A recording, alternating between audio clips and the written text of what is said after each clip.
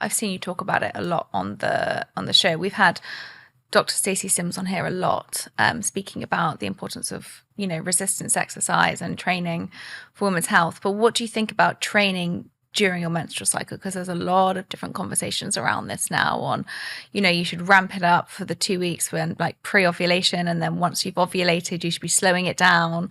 Because you're also really into your training. So what do you do, and what does the research say in that kind of sector?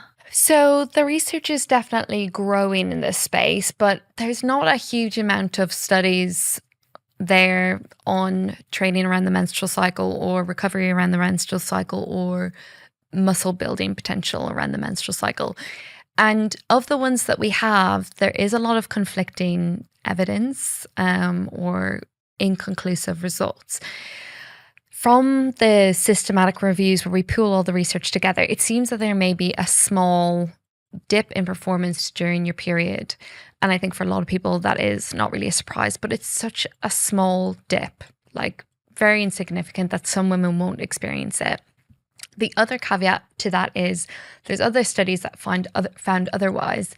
And when I was writing this book, I really wanted to pull this apart because I find personally that my cycle really impacts my energy, my motivation to train, and also how strong I feel. And I wanted to find out if that was a real perceived effect, like from objective measures.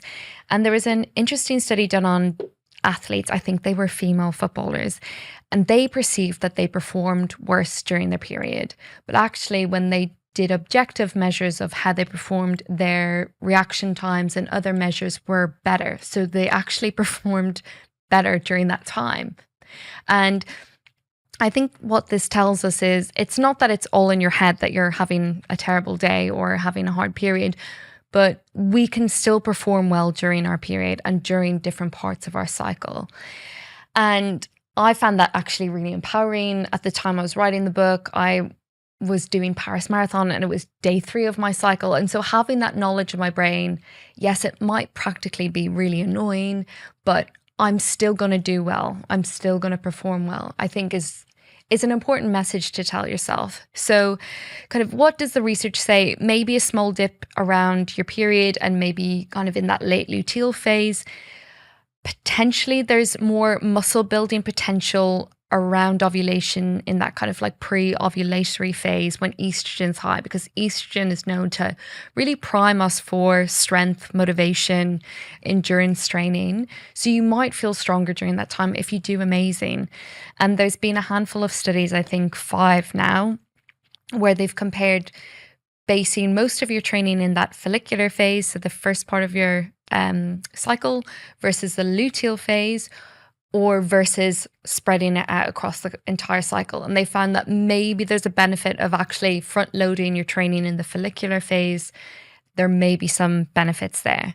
But I think for most women who are not athletes, who kind of are trying to go to the gym around their, working schedule, maybe picking the kids up from school, it's not practical to swap and change their workouts around based on their cycle. And I don't think the benefits are great enough to make that big shift. So I think for most women, use your cycle as a guide, but it shouldn't dictate whether you rest or move. It can't use it to influence how you train in the sense of take each day as it comes. So if you wake up during your period and you feel really uncomfortable, then maybe today's not the day to put a barbell across your hips and do hip thrusts, but maybe doing a mat Pilates class actually feels really good for you. So it's just about taking, I think what the conclusion I've come to is, while we're waiting to gather more research, you are your best piece of evidence. So start tracking your cycles, start feeling how you feel across your training, your cycle and your training program, and see how you need to change things. For me personally, as I said, I feel the effects of my cycle on my training, but I don't follow a cookie cutter approach and say during my luteal phase I only do low intensity exercise. I'm still doing my long runs, I'm still doing my higher intensity speed work and things like that. But if I wake up on a day and I don't feel like I'm up for doing a long run because it's day 1 of my cycle and it's quite heavy, I will just move it to the next day. And it's just about kind of giving your body that grace when it needs it. I think it's about becoming attuned to your body. Yeah. I think we're so many, and I try to not become obsessed with wearables and talk about it as like the only inclusion point to have in your data, but it is a great one to be able to see. And I know HRV is kind of, again, a very invariable measure, but allowing yourself to start actually connecting to where you are as opposed to the noise online telling you what you should be, because then you're trying to fit into a cookie cutter that isn't you, and your body might be in a completely different phase. And I think about how many women are listening to this, and hopefully men. It'd be great if men were listening to this episode, but at all different life phases.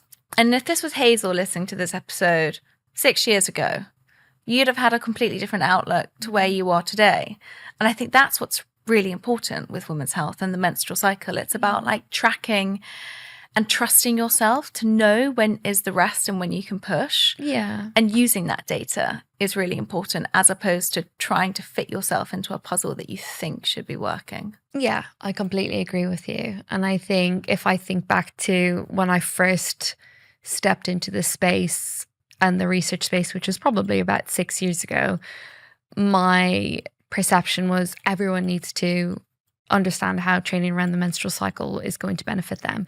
And as I've gained more knowledge and more research has come out, my opinion's changed. I don't think that we need to have that cookie cutter approach. And I think that's okay, because things will evolve. But I'm not confident to sit here and say the menstrual cycle has no impact on how we train and perform, because that is just not true for me. And, you mentioned wearables.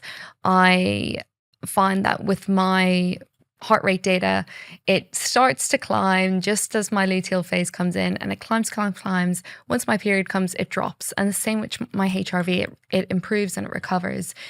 And that is a real objective measure for me. And of course, that's going to impact how I train. But also, what the research doesn't always look at is how our symptoms and our psychology impact that. So if you are, I don't know, a footballer and you're wearing white shorts and it's during your period, of course, your brain is going to be thinking about, well, I really hope I don't leak right now. Or if you're running a marathon and you have to stop halfway because you need to change your period product. All of those things impact us on some level. So I think it's really important that we continue to have these conversations and help women perform at their best, regardless of what phase of their cycle they're in. I agree. In so many ways, I think, allowing ourselves to feel more supported in those moments, especially, if you're running a marathon and you're terrified about, well, when's the next loo stop? All of those things play a massive mental load.